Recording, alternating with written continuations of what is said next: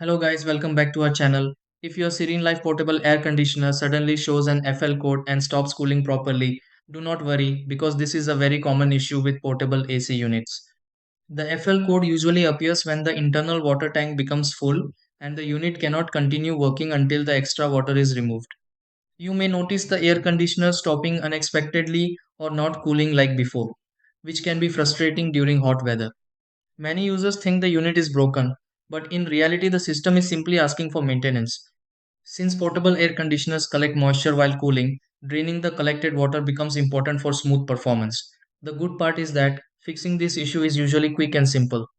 In this video, I will show you step by step how to fix the FL code on a SereneLife portable air conditioner. Try these. Step 1. Turn off the SereneLife portable air conditioner and unplug the SereneLife portable air conditioner from power. Step 2. Locate the drain plug on the SereneLife portable air conditioner and place a container underneath. Step 3. Remove the drain cap from the SereneLife portable air conditioner to release collected water.